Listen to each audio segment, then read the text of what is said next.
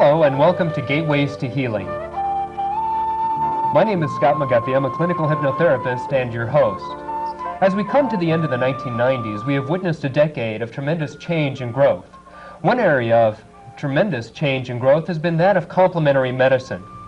In November of 1998, the Journal for the American Medical Association published an article on complementary medicine trends.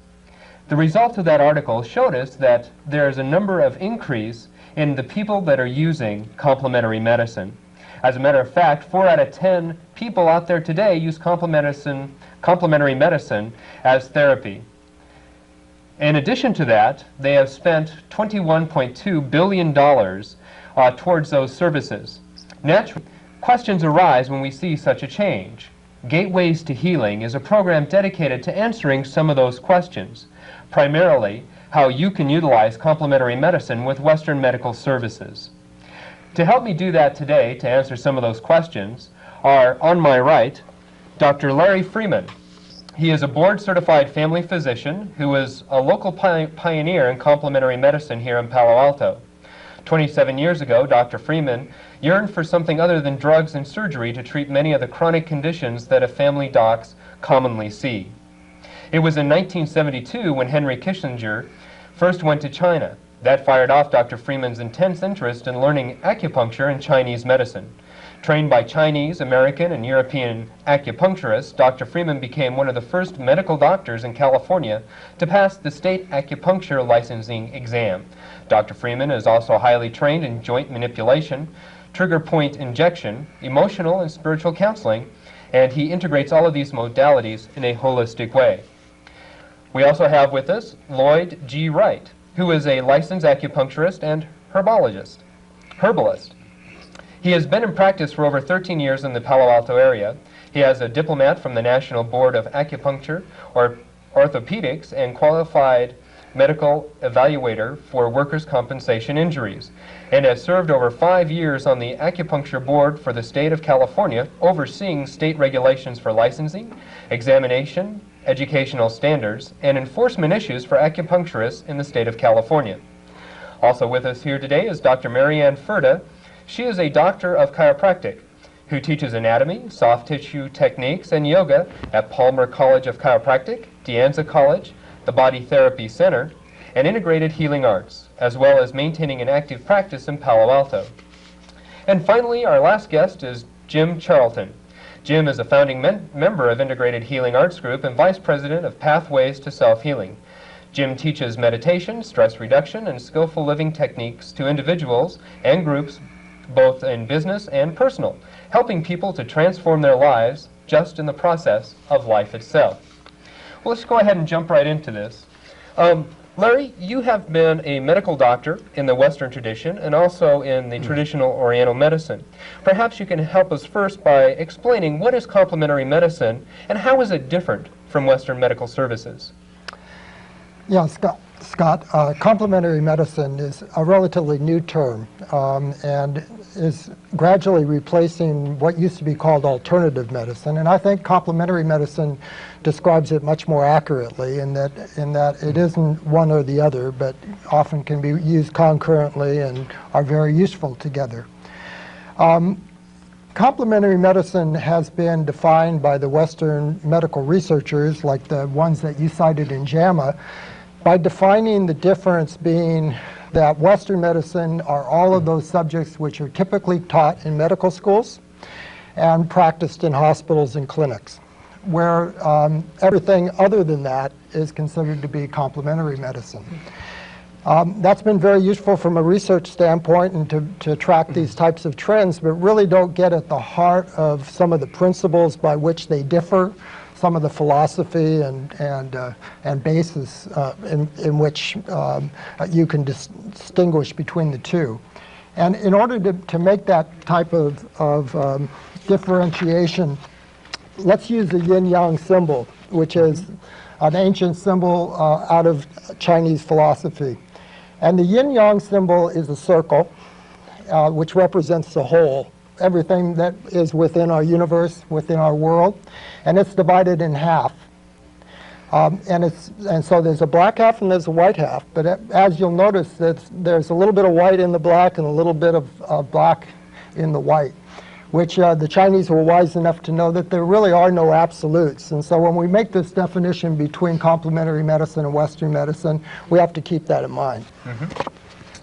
The way that I view it is complementary medicine is represented more by the dark part of the circle. That's the female, the yin part of the yin-yang aspects. And it represents more of the nurturing, the mothering, the supportive, the receptive. These are characteristics that complementary medicine tends to have relative to Western medicine. It tends to utilize more that which is immaterial. Oftentimes energy is a very important part of complementary medicine. It tends to be inclusive. It tries to see the connections between things instead of dividing things up into their parts.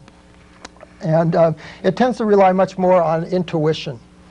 Where the white part of the yin-yang symbol, the yang, represents the masculine. And I think that's more representative of Western medicine, which is rational, assertive, proactive, linear. It tends to be more materialistic, more mechanical. It tends to take the universe and try and divide it into small parts in a way to understand it better. And so those are the distinctions that I see between these various approaches.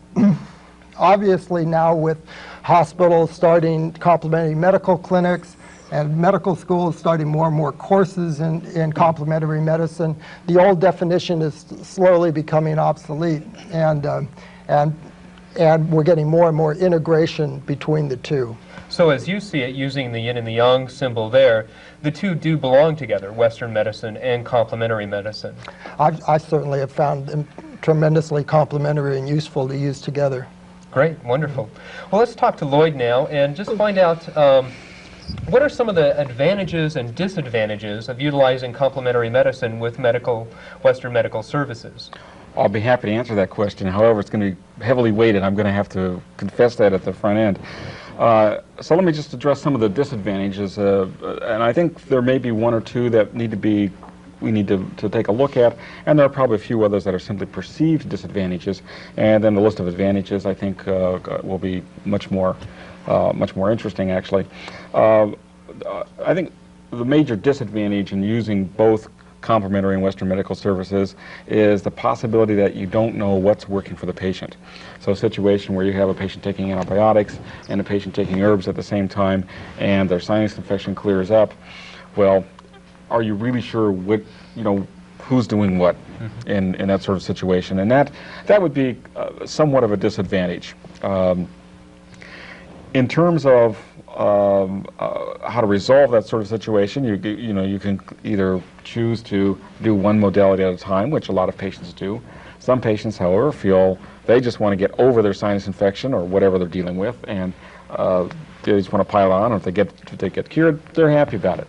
From a scientific point of view, from the insurance adjuster's point of view, which is a more broader socioeconomic, point of view, they're going to be a little bit more particular about that because of the issues they want to deal with.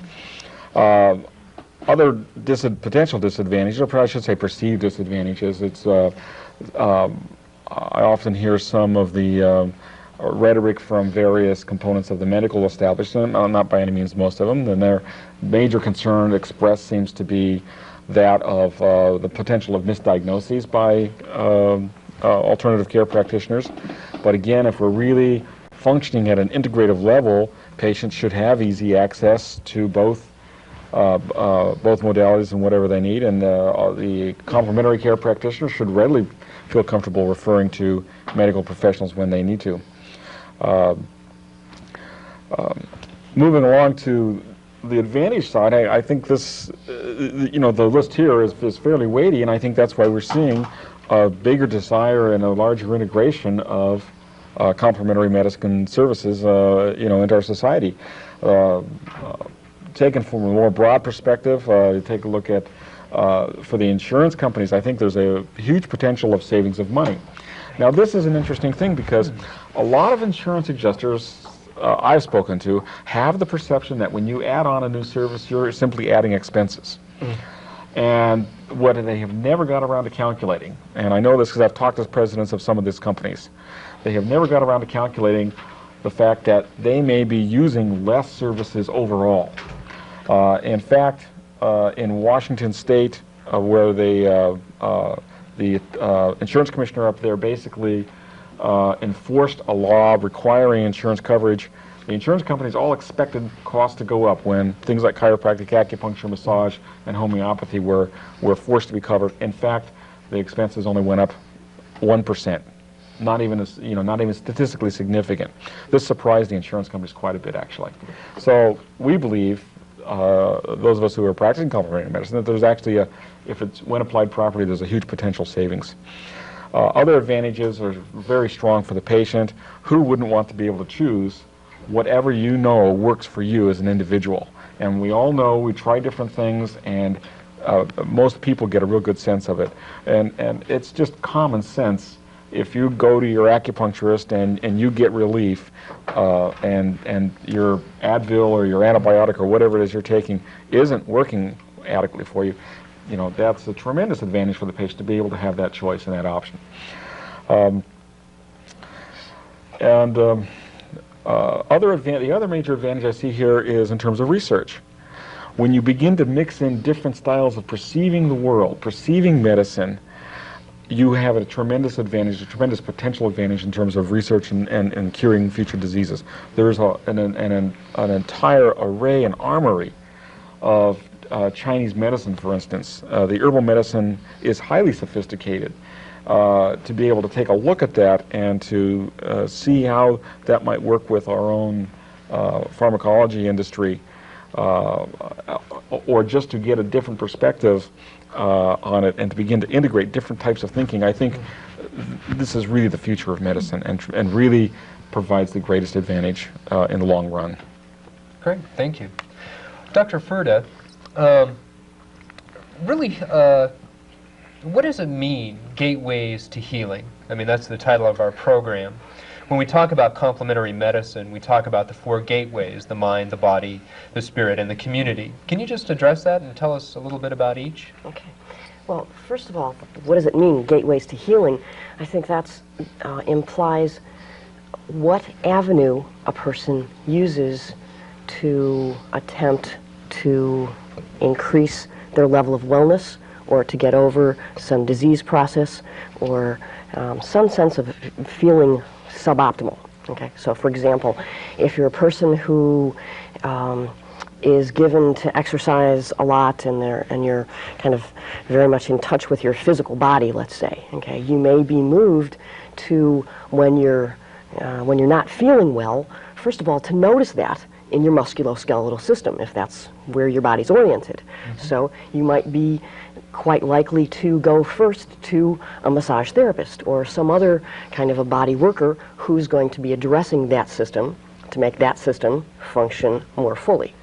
Similarly, if you're a person who kind of lives in their mind and analyzes things, then your gateway to healing, if you are of that mindset, might be to see a psychotherapist or undergo hypnosis if something in your world, in your worldview or your framework or within your personal environment wasn't functioning optimally.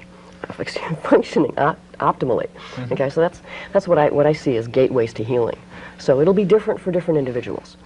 Great. And how do you see the gateways to healing blending with Western medicine?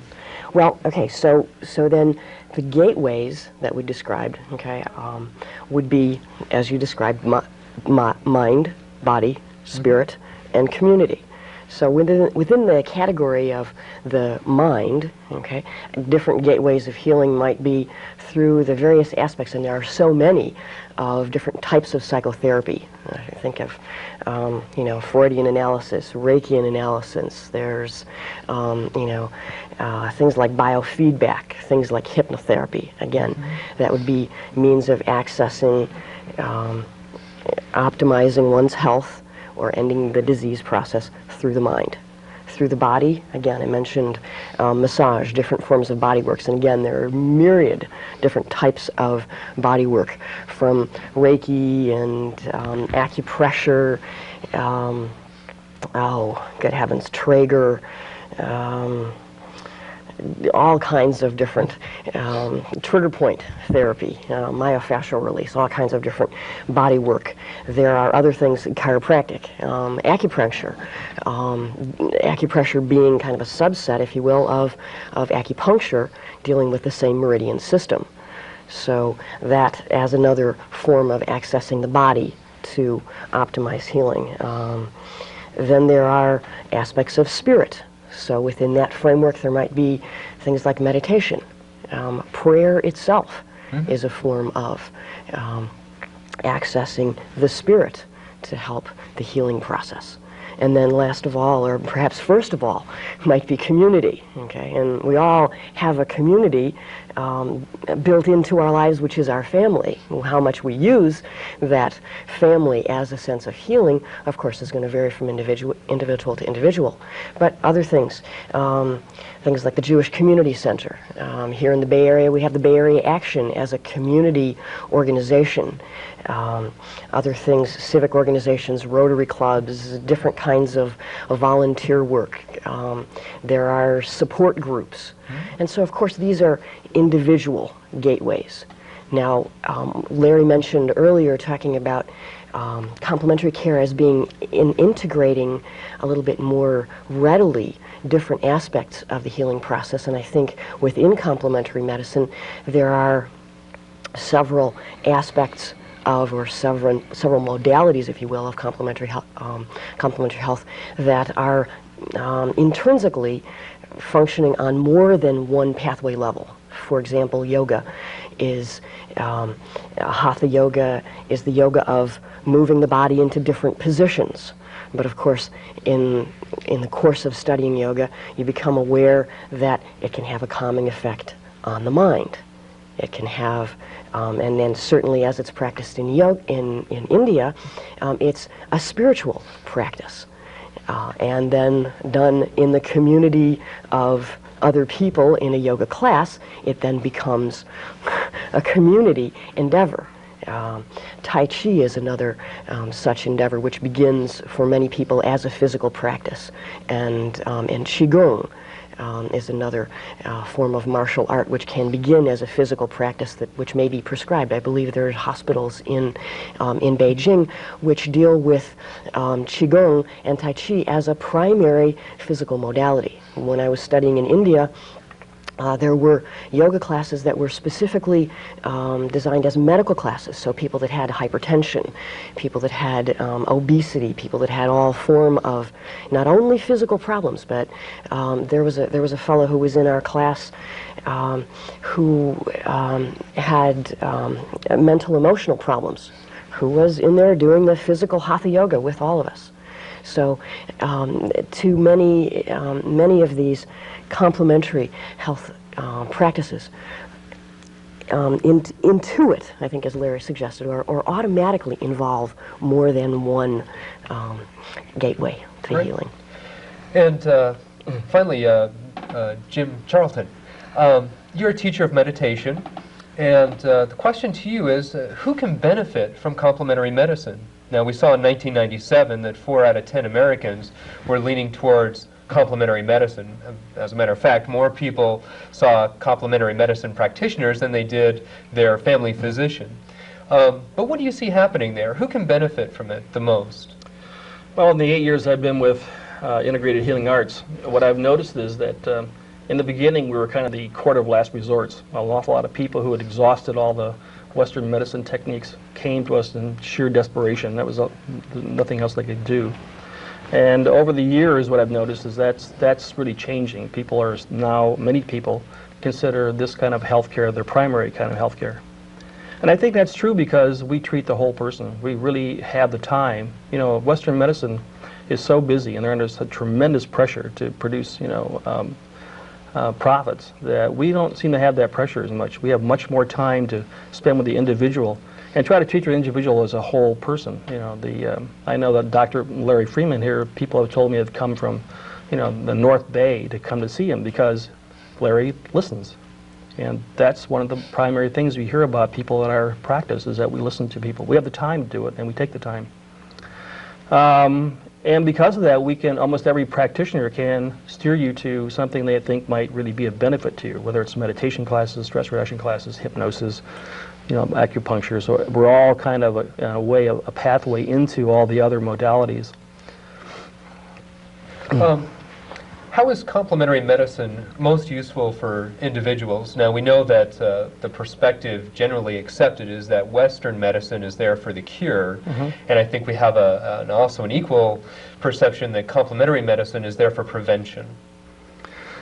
I like that, because, you know, people are cured. All healing is self-healing. That's our position.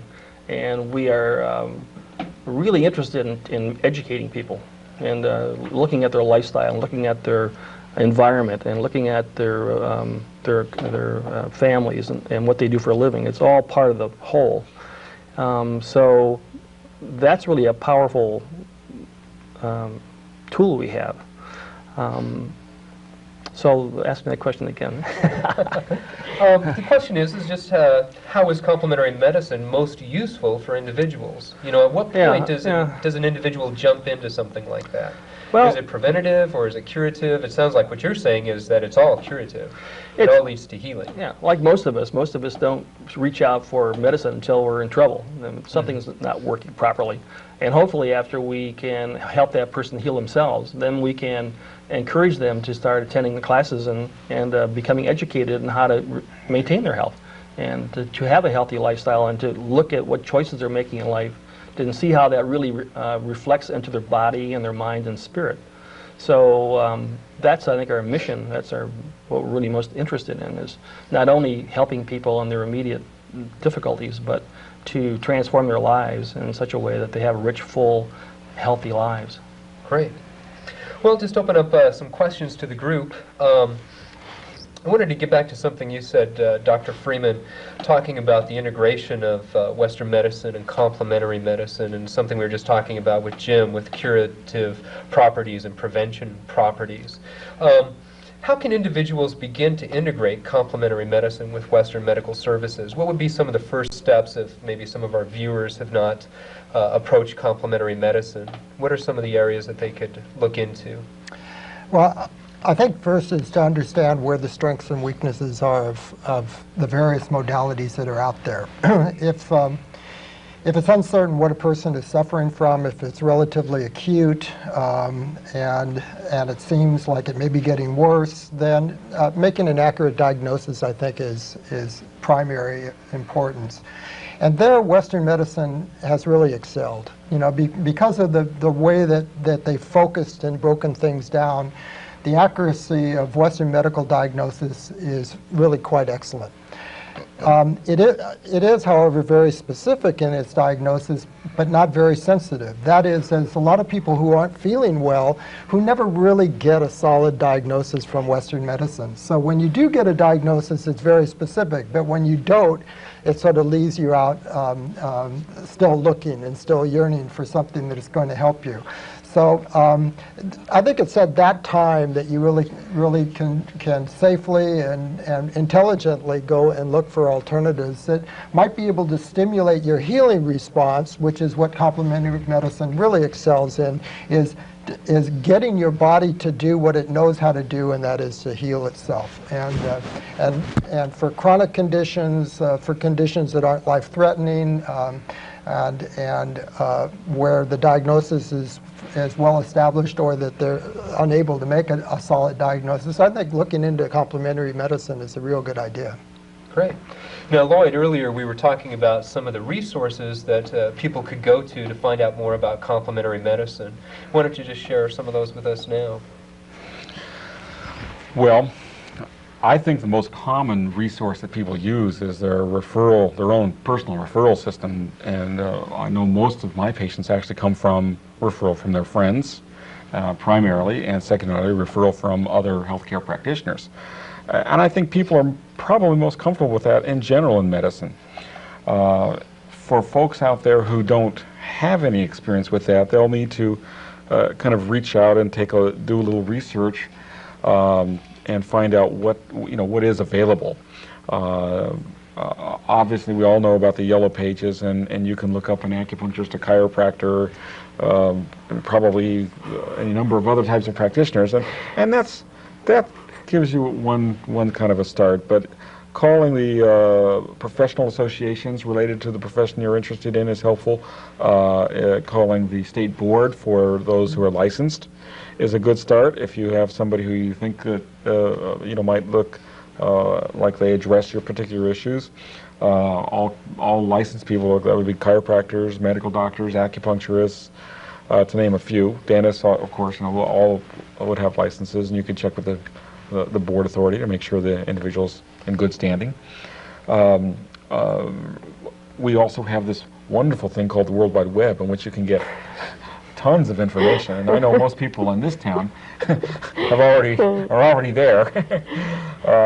And there are a number of web resources on alternative medicine through any of the directories, and you can start a search there, and a lot of times you'll find information on specific illnesses and comments about how things work. And there's all kinds of publications, if I can jump in here, that will also help, depending again upon what we were talking about gateways before, depending upon what you feel you need, what system feels out of balance, or what avenue you think you need some assistance in. So that might be, checking out something like I think there's a publication, a free publication called Common Ground, that has all kinds of information about, different aspects of, healing the mind, healing the body, healing the spirit, and classes that you can take, as well as listings of practitioners.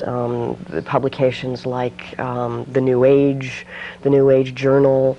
I'm trying to think of other publications. Obviously, something like Massage Magazine is going to have a listing. The Yoga Journal has a listing of practitioners. So I think publications will certainly be a good guide, and even good heavens, like the local papers will have ads. But I think what Lloyd said first off, with as far as referrals, is probably the greatest, and people shouldn't be embarrassed or feel uncomfortable to call a practitioner and ask. Marianne, I'm sorry, but that's all the time we have for today. And I would like to thank my guests, Dr. Larry Freeman, Lloyd Wright, Dr. Marianne Furta, and Jim Charlton. I'm Scott McGuffey, your host, and we invite you to join us next time for Gateways to Healing as we explore the gateway of the mind. Until then, here's to your health.